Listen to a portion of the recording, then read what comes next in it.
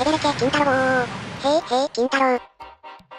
金太郎ってなんだ？知らないのかよ。金太郎ってあれでしょ。四天王寺ってのを退治したやつ。なんでそれと関連がありそうなあなたが知らないのよ。人の作ったお話だろ。なんで知ってなきゃならんのさ。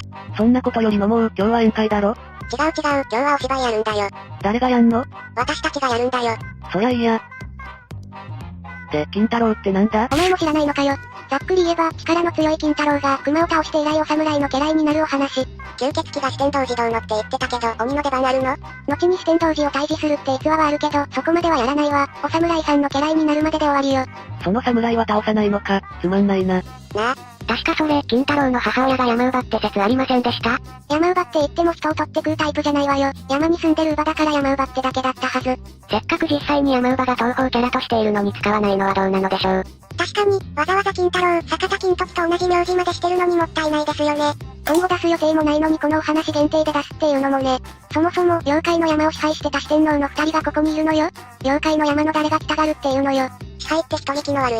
で、要するに飲んで金太郎ってのお芝居をすりゃいいんだろ？簡単じゃん。まともにやれたこと一度もないけどね。一回くらいは真面目にやりましょう。酒は？話はそれからだろ。いいのを用意するわよ。それならよし、楽しくやろう。鬼って酒豪の上に味がわかるから面倒なのよね。昔々あるところに足柄山に金太郎という優しく力の強い男の子がいました。おい待て、なんだこの衣装は。金太郎が腹掛けスタイルなのは知ってるでしょう？でも用意がなかったので赤いエプロンを代用したの。この真ん中の待ってのはなんだよ。亀のが良かった？そういう問題じゃない。これ、ただの裸エプロンじゃん。すぐそうやってエッチな方向に持っていっちゃって。エッチのはいけないと思います。うるせえよ。レイム、お前もなんか言ってやってくれ。そうね、こればかりは黙っていられないわ。マリサはね、露出高いものよりむしろ厚着の方が可愛いのよ。違う、そうじゃない。まあ、金太郎の赤いカラーがあればいいでしょ。赤のカラーで言うなら、金太郎役はレイムさんが一番適任ですけどね。マリサの裸エプロンが見たかった。結局見たかったんですね。やば、後ろは予想以上にエロいわね。男が裸エプロンに魅力を感じる理由がわかりますね。おい、あんまりジロジロ見るなよ。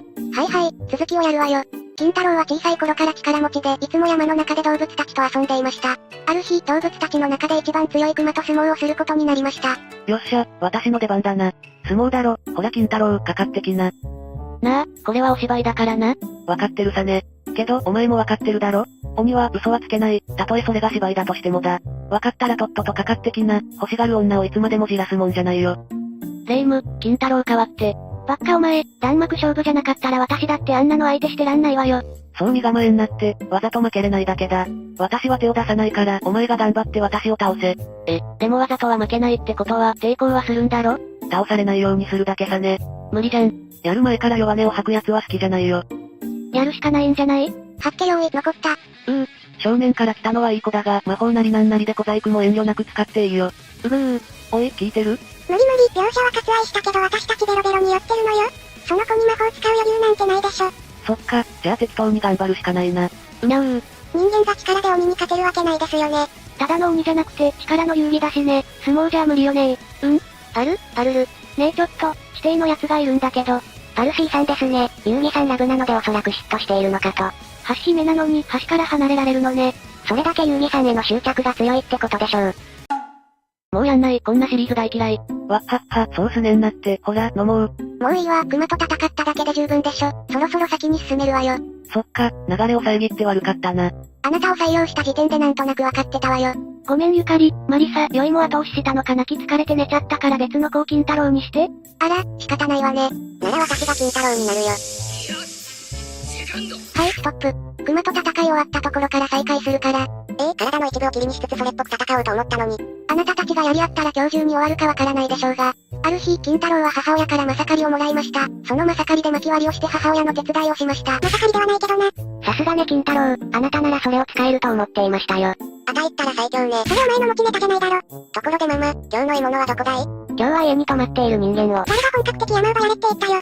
じゃあこのマサカリは誰の血を吸えばいいんだ？なんで血を吸う前提なんだよ。血でも切ってろ。血が見て。お前絶対金太郎勘違いしてるよ。せっせと薪割りをしている金太郎に動物たちは森の中の果物を取りに行こうと誘いました。ねえ、金太郎さん、あたし、美味しい果物食べたいな。あたしも、お願い金太郎さん。わっはっは、いいよ、好きなの取ってきてやるよ。なんでスナックみたいな感じになってんだよ。自分たちで取りに行け。なんだあいつ、しらけるな。いい子ちゃんが。なんで私が悪い感じになってんの？ごめんなさいね、あの子まだ新人なのよ。お詫びに私がサービスするわ。ママ、まだそれ続けんの？ママってスナックのママの意味もあったのかよ。金太郎は動物たちと元気よく出かけました。あれ、橋がなくなってる。崖にやってきた金太郎たちは困ってしまいました。よし、見てろ、それ。あれ。なんと、金太郎は木を倒して橋にしてしまいました。木だけどその木じゃねえよ。そんな金太郎の噂を聞きつけた都の武士が金太郎を訪ねて足柄山までやってきました。なんで鉄骨渡りしてんの？あなたの力の強さには驚いた。きっと立派な武士になれるでしょう。どうかね、私と一緒に都へ来ないか。カイジ君は、できる人間。石田さん、途中から開示になってんぞ。最後の最後であなたもツッコミからボケに回りやがったわね。私、どっちかっていうとツッコミよりボケたいタイプなのよ。収集つかなくならないようにしてね。都の武士に言われた金太郎は武士になるために都へ行くことに決めました。武士死んだの？酔ってんのに鉄骨渡りなんてするから。ママ、僕は都で立派な武士になります。金太郎はそう母親に告げると足柄山の動物たちにお別れを言い旅立ちました。金太郎、一人でどこ行くんだ？熊。私も連れて行きな。勝手にしな。私たちの物語は始まったばかりだ。いや、落ちるんかい。今日もダメだったよ。あいつらは台本を読まないからな。武士も金太郎たちも死んで、死る衣類の終わりだったわね。小さい子には見せちゃいけない金太郎でしたね。誰もカオスチャンネルに読み聞かせできる内容なんて期待してないでしょ。ところで、金太郎って有名だけど浦島太郎とか桃太郎より詳しくないのよね。どんな教訓があるの？金太郎は坂田金時の逸話だからね。あれこれ説はあれどはっきりと明言された教訓というものは多分ないんじゃないかしら。知ってる人がいたらきっとコメントで教えてくれるわよ。まあ、今回の動画で言えることがあるのが一つ。飲酒した後に危ないことしちゃダメってことよ。せやな。